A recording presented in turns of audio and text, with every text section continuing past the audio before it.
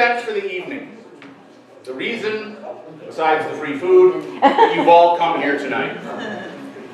Our presenter tonight is an international best-selling author, an award-winning speaker, and content creation mentor. She's the one who first conceived the idea for this club, Rough Riders Toastmasters.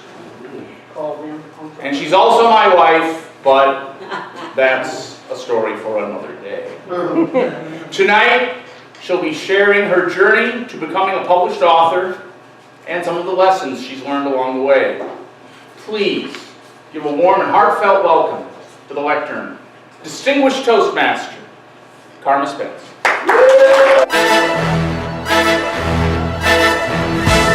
My name is Carma Spence, as he said, and Public Speaking Superpowers is my 5th book. Wow. So what I thought I'd share with you tonight is my journey to Public Speaking Superpowers. How I got started on the whole superhero's journey. And so I'm going to cover some milestones along the way. This is just a brief timeline. I didn't tell everything, but there you go. So circa 1970, I was about 3 or 4 years old. That's when I first started having the writing bug. This is my father showing me how to write. In fact, I remember that we were living in East Africa at the time, and I remember one time he took us to Mombasa Beach, which is a beach on the east coast of Africa, and he wrote my name in the sand, and he said, "Carma, what does that say?" And I went, Carma! And I've been in love with my name in print ever since. So we're jumping forward a little bit. In 1976, when I was in the 4th grade, my 4th grade teacher, Mrs. Proud, pulled me aside one day after school and said, "Carma, you should really pursue a career as a writer." Now, frankly, I don't know what she was seeing, because I've seen what I wrote back then. The other people must have been really bad. But I have taken her words to heart, and they have propelled me forward whenever I felt I was struggling, because I have dyslexia, so spelling is not my strength. And I remember my parents would often say, you're not going to be able to be a writer if you can't spell. Thank God for spell check. Eventually, I went on to pursue what I thought was going to be a career as a biologist. I went to UC Santa Cruz to get my biology degree. And while I was there, I took a science writing class. Fell in love again. And so I knew I wanted to be a science writer. And so eventually, I went to graduate school and got a degree in journalism with an emphasis in science writing. And sometime after that, about 2004, I got my first paid freelance piece. It was $5. But that was just so exciting, because I had been paid as a for-hire writer, because I've been working for companies, writing their newsletters and things. But this was something I did all on my own, sent it into a publication. It was like an e-zine back then, and they paid me $5. It was so cool. Then, a little bit later, I started, probably about the mid-90s, I started writing cookbooklets for my family as their Christmas present. And I did about 4 of them every year. I did it. There was, start off with your pizza experience, bonkers for bun cakes, and then I think the last one was recipes for the new millennium, because I did it in 2000. And later, when I realized that I really wanted to be an author, I thought, bonkers for bun cakes would make a great book. And so I created my very first book, published it through Lulu. Now back then, this is the beginning of self-publishing, and Lulu charged me $100 to publish this. I made back my money in less than a year, no marketing. Now it turns out, bun cakes is a real popular keyword. So even though this is it's like an 8.5 by 11, it really is not my best work. It was good for what I did, but I'm actually working on a 2nd edition, because most of the recipes in there are from box mix, and that was one of the reviews saying, oh, there's nothing from scratch. So what I'm going to do is a 2nd edition where every recipe has a from box mix and from scratch. So you're going to be tasting a lot of cakes soon. Oh darn, I thought she was talking about us. I might bring them in. Then I decided to do a better cookbook. This one's like a 6x9, it's called Your Perfect Pie. I put my heart and soul into that cookbook. I spent months testing recipes and perfecting them, and it hardly ever sells. Now, what I learned from that too, again, along the lines of bun cakes, is having keywords in your title is really, really important. And apparently Your Perfect Pie doesn't have the right keywords. So when I republish it, because it was published under my former married name when I wiped that off the planet, so I'm going to be redoing it. I'm probably going to change the title so that it has a better keyword for it, and hopefully people sell it, because it's a really good book, even though I say so myself. Then I started getting into my own business as a web designer. And I hooked up with a woman named Donna Kozik, who's the founder of Write a Book in a Weekend. And that's how Home Sweet Homepage came into being. In fact, that title was her idea. It's Home Sweet Homepage, the 5 deadly mistakes that authors, speakers, and coaches make with their website's homepage and how to fix them. I was using this as a big business card. Again, it's got my former married name on there, so I am actually working on a new edition that's going to have a 6th secret. And it's going to have a better cover. I got a lot of feedback that men don't like this cover. Even though men could be helped by this, they don't like the cover. And women are kind of lukewarm, so I'm going to do a different cover. Then I decided I wanted to have a book that was published by someone other than me. And a woman that I follow, she and her husband have a boutique publishing house. And they decided to launch a new series of books called 57 Secrets. And so I raised my hand and said, I could write one. And so we talked over it. We decided it was for branding yourself online, because that helped my business. She even used my brand colors at the time. The downside of this is that it cost me a lot of money to get every copy of that book, because I had to pay the printer and the publisher. Whereas if I buy it, I can just print it out and buy it. Also, because the series didn't do well, it's out of print. I have the last remaining 20 copies of the book. So if you want it, come see me. But they did give me the rights to the content, so I will be reusing that content probably as an online class or something. But it was nice to have some third-party endorsement, but I learned a lot. I like self-publishing a lot better. And so that brings us up to public speaking superpowers.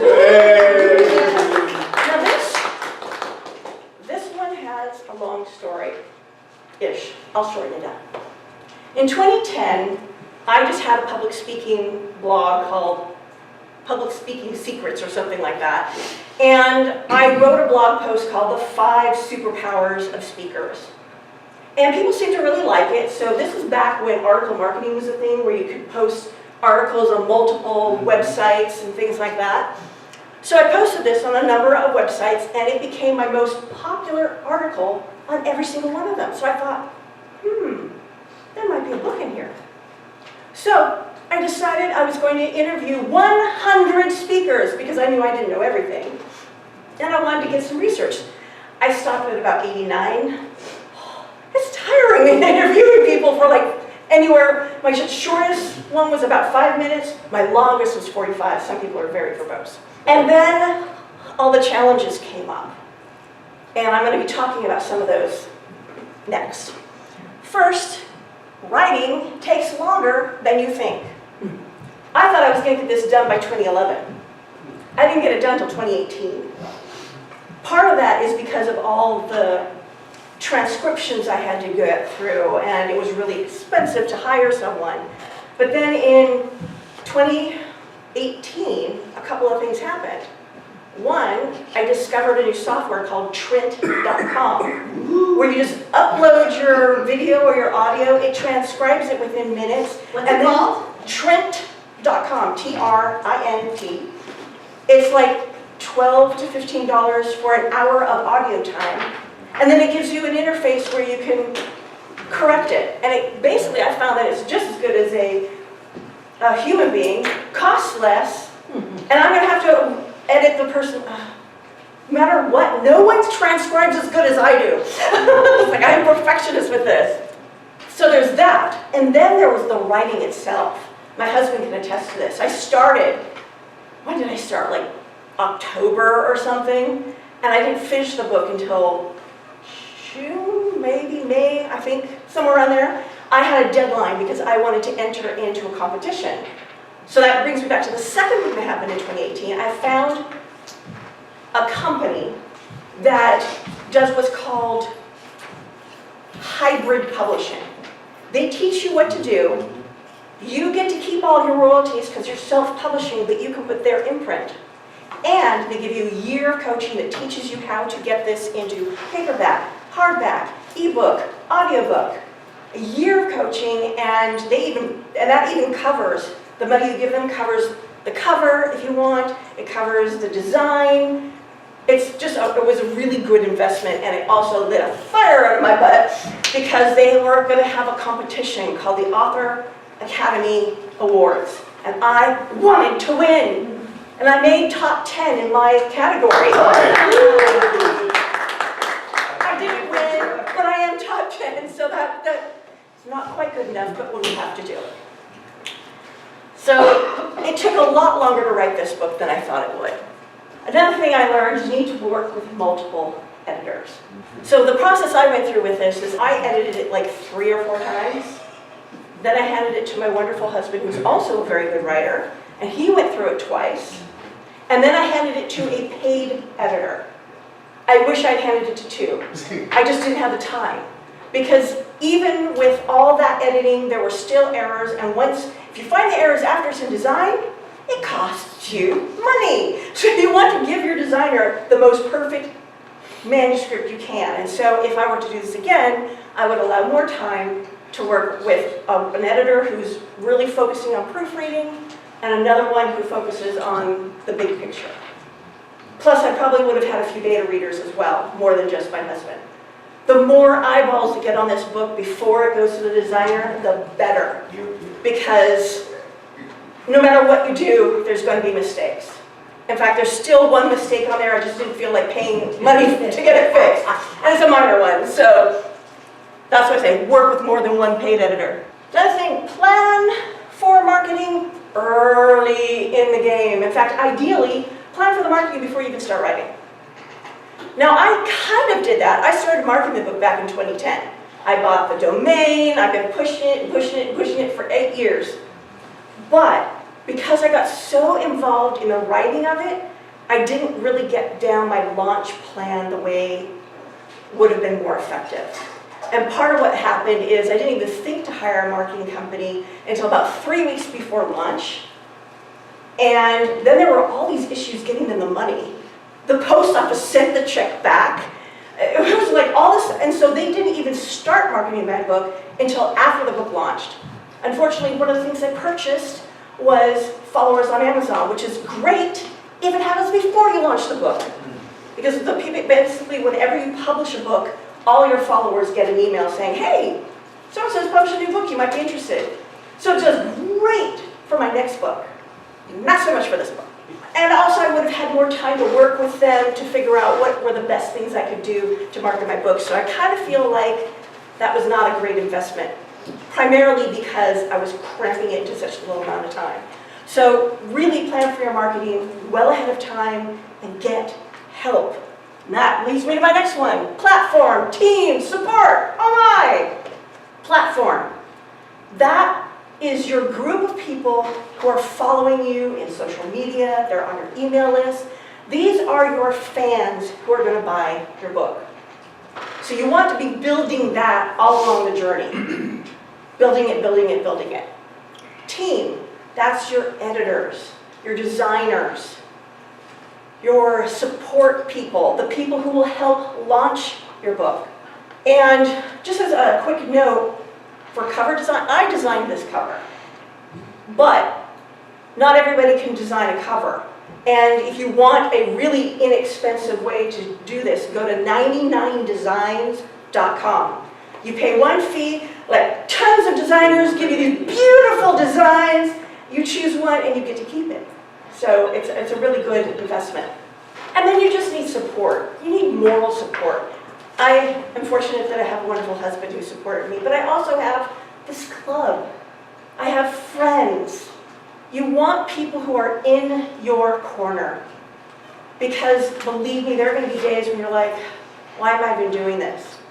I mean, when I didn't win that prize, one of the first things I did was call my husband, crying. I mean, I got over it after a day or two, but the initial thing was like, oh, it hurt. And you need someone who can say, it's okay, you're still good, they just don't know what they're talking about. Another thing I would have done differently is rolling out the releases. The mentor I hired, he said, you want to release your ebook, your paperback, and your hardback all at the same time because that will be more fair to your readers. However, it hurts your marketing. If I were to do it again, I would release the ebook first, bring it up to bestseller, so that when I release the physical copies, I can have bestseller right there on the cover. I'm half and half whether I would do paperback, hardback at the same time. I know the publishers tend to publish the hardback first and then do paperback, but these days a lot of people aren't willing to pay the price of the hardback, so go with who your audience is. What would your audience be willing to pay for the book? I wanted a hardcover, not so much to sell it, but because a hardcover gives you more authority. And since I want to start pumping up my speaking career, having a hardcover was really important. So roll out your releases. And that brings me to the end. Does anybody have questions that I can answer about my journey, publishing, writing, books, etc.? During your whole process, was there any one time that you became frustrated and then elated? It'd be more like, did that not happen? Because every day was a frustration, especially because I basically interviewed like 89 people. What I ended up doing is I printed out, I put everybody's interview in a file. And then I created files for each chapter and pulled the quotes from each of those interviews into each file. And then I'd print out, okay, I'm going to work on the passion chapter, and I'd print out all the passionate quotes, and then I'd cut them up into pieces of paper, and I'd organize them and organize them. It made it easier to eventually write. Of course, the first draft was just basically one quote after another with barely any transitions, but at least I got into a coherence. So doing that was frustrating because it took longer than I wanted to, and I knew it was on a deadline. In fact, I ended up taking a week off from work just to focus on my book because I was coming up on the deadline and I needed to get it done. Looking back, do you think you would next time interview less people then? I probably wouldn't do this kind of book again. If I'm going to do an interview book, it's probably going to be more like chapters that are dedicated to that person and their story. This book, I really wanted it to be mine. Mm-hmm. I didn't want it to be about other people. Mm-hmm. Did you have them sign releases? I did, Okay. but because it was 8 years, people forgot. Oh, okay. So if you do this kind of book, if you do any kind of book where you're interviewing people and including make sure you're going to be able to write that book quickly, within a year, because otherwise you will bump into all sorts of shenanigans. How do you lasso and kind of hold the information that you gather at base so that you stay in control of it as opposed to it controlling you and shaping the book itself? You mean once I had already gathered it? Yeah, because sometimes you can really lose your focus if you're getting this information, you go, oh, that's great, and then all of a sudden you start wandering a little bit. I had an outline. In fact, I published the outline on my website. So this is the table of contents. And really the table of contents pretty much stayed the same except for I added a couple of chapters. Because I realized as I was writing the book, I'm not addressing a fear of speaking. That might be kind of important. And then I had a wealth of information about persuasion. I thought, I hadn't thought about that as a superpower, so I added that chapter in too. So really it was like, I had an outline, and then that's where I put all the quotes. I said, okay, this is my passion folder. And I put all the quotes that had to do with passion. This is my authenticity folder. Put everything that had to do with authenticity that way. And then that way I'm only focusing on one chapter at a time. Would you say this book is driven by general consensus? Not as much as you'd think. Most of the speakers agreed on most things. In fact, the only place where I really saw controversy, quote unquote, was whether speaking was a skill that you could learn or an inbred talent. And what came out of that, there were some people who said, well, it's a talent, you can't be a good speaker speaker unless, you're born with it. And pretty much research and the vast majority of the speakers disagree with that.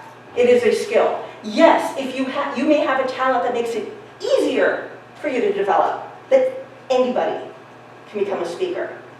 And the other thing that I found is a lot of these speakers believe that the only way to be a good speaker is if you're an extrovert. That introverts would just have too hard of a time. And I'm an introvert. It really wasn't that hard.